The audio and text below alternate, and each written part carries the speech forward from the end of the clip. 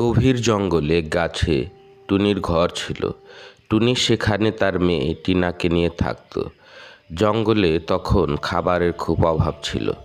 টুনি দুদিন ধরে না খাওয়া, কারণ যে খাবার সে খুঁজে পেত তা সে টিনার জন্য নিয়ে আসতো। টুনি সেদিনও জঙ্গলে খাবারের খুঁজে বের হলো এবং সারাদিন খোঁজার পর একটু খাবার দেখতে পেল।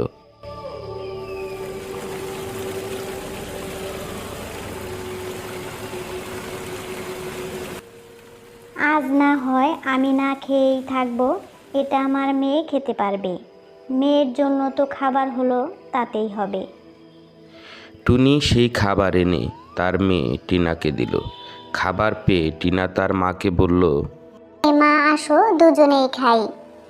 মা, আমি তো খেয়ে তারপর তোমার জন্য নিয়ে এসেছি। মা, তুমি আজকেও খেয়ে এসেছো? তুমি কাল আমাকে বলেছিলে আজকে আমরা দুজন একসাথে খাবো। আমি ভুলে গিয়েছিলাম মা। ঠিক আছে, আজকে তুমি খাও, কালকে আমরা একসাথে খাবো।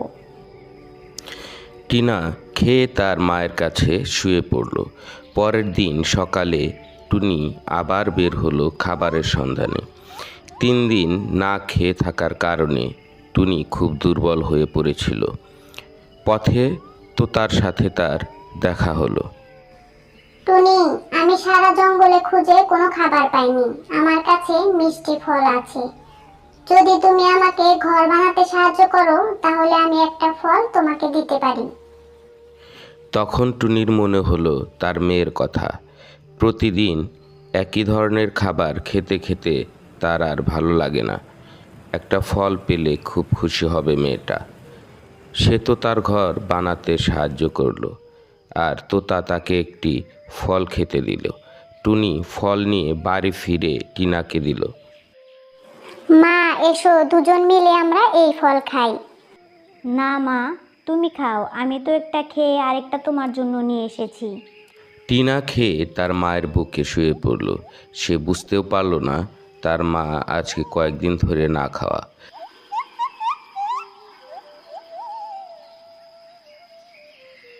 পরের দিন সকালে টুনি অসুস্থ হয়ে পড়ল, তাই সে বিছানা থেকে উঠতে পারল না।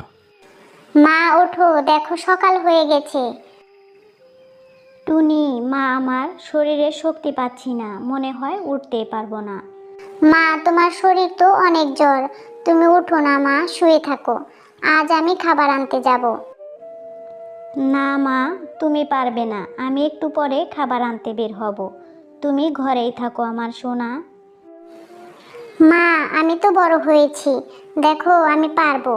তুমি আমার উপর বিশ্বাস রাখো। তুমি অসুস্থ, তুমি শুয়ে থাকো। এই বলে টিনা বের হলো খাবার আনতে, কিন্তু চারদিকে কোনো খাবার তার নজরে পড়ল না।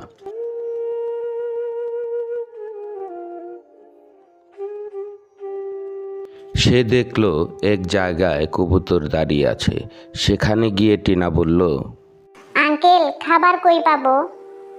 চারিদিকে দেখো, কোনো খাবার নেই। শুকনো মৌসুম, রোদে সব শেষ হয়ে গেছে। বৃষ্টি না হলে ফসল হবে না, আর খাবারও কোনো পাওয়া যাবে না। টিনা সেখান থেকে চলে গেল আর ভাবতে লাগলো, তাহলে মা আমার জন্য কোথা থেকে খাবার নিয়ে যেত। জঙ্গলের কোথাও তেমন কোনো খাবার নেই। ভাবতে ভাবতে সে গিয়ে পৌঁছালো তোতার কাছে। টিনা, আজ তো আমার কাছে কোনো খাবার নেই। কাল তোমার মাকে আমি একটা ফল দিয়েছিলাম। টিনা ভাবল, মা তাহলে এই কয়েকদিন আমাকে মিথ্যা বলেছে, নিজে না খেয়ে শুধু আমাকে খাইয়েছে। এই ভেবে সে কাঁদতে লাগলো আর মনে মনে ভাবল, যেভাবেই হোক তাকে খাবার জোগাড় করতেই হবে। আবার সে খাবারের সন্ধানে উঠতে লাগলো। খাবার খুঁজতে খুঁজতে টিনা ঘন জঙ্গলে প্রবেশ করলো। এমন সময় সে শুনতে পেল, আমাকে বাঁচাও, আমাকে বাঁচাও। টিনা শব্দ লক্ষ্য করে সেখানে গেল আর দেখল একটা গাছে আগুন লেগেছে। সে আর দেরি না করে কাছের নদী থেকে মুখে করে পানি এনে ঢালতে লাগলো। কয়েকবার ঢালার পর আগুন নিভে গেল। তোমাকে অনেক অনেক ধন্যবাদ বন্ধু। তুমি না থাকলে আজকে হয়তো আমি মরেই যেতাম। তা তুমি এইদিকে কোথায় যাচ্ছিলে?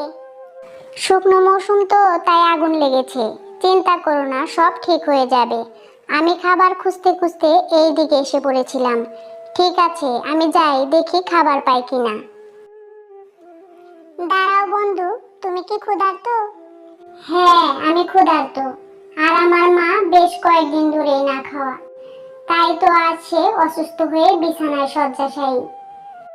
দাঁড়াও, আমার কাছে কোনো ফল নেই, কিন্তু আমার কিছু ক্ষমতা আছে। আমি তোমাকে কিছু আম দিচ্ছি, তুমি নিয়ে যাও আর তোমরা মা মেয়ে মিলে খাও।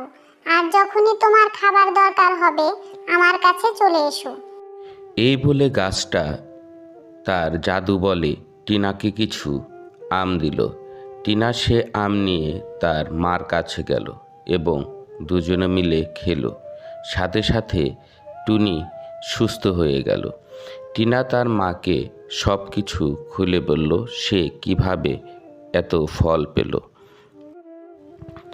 বন্ধুরা, মায়েরা কিন্তু সবসময় এমনই হয়। মা নিজে না খেয়ে থাকতে পারে, কিন্তু সন্তানের না খেয়ে থাকা কখনোই সে সহ্য করতে পারে না। বন্ধুরা, তোমরা যদি মাকে ভালোবেসে থাকো তাহলে ভিডিওতে লাইক দিয়ে চ্যানেলটা সাবস্ক্রাইব করে দিও। গল্পটি কেমন লাগলো বন্ধুরা? গল্পটি যদি ভালো লেগে থাকে অবশ্যই ভিডিওতে একটা লাইক দিয়ে দিবেন। সেই সাথে নতুন নতুন গল্প পেতে চ্যানেলটি সাবস্ক্রাইব করে রাখবেন।